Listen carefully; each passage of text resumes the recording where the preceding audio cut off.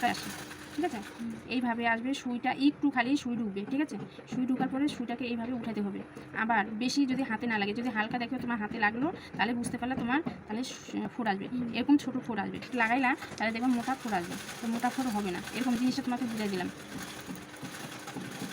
আর একটা দেখে দিলাম, এইভাবে যদি সুইটাকে নেওয়া না হয়, কাপড়ের সোজা দিকে না নিয়ে যদি উল্টা পাশে যদি না আসে, এইভাবে যদি নাও, তাহলে তোমার সেলাইটা এই টেরা এসে যাবে। সোজা এইটা যেমন আমার সোজা আছে তাহলে এটা সোজা আসলো না, এটা টেরা আসলো।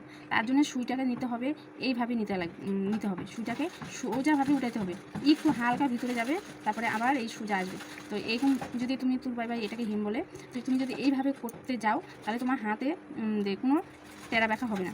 আর এত বড় ফটো উঠলে কোনো সৌন্দর্য লাগে। এইভাবে করবা, তাহলে এইভাবে করলে পরে স্পিরিট পরে আস্তে থেকে নিজে থেকে বাইরে যাবে। তো এই যে দেখো জিনিসটা সোজা আসলো। আর যদি তুমি এরকমভাবে করো তাহলে টেরা আসবে, আর এইভাবে যদি করো সোজা আসবে। নাও এইভাবে।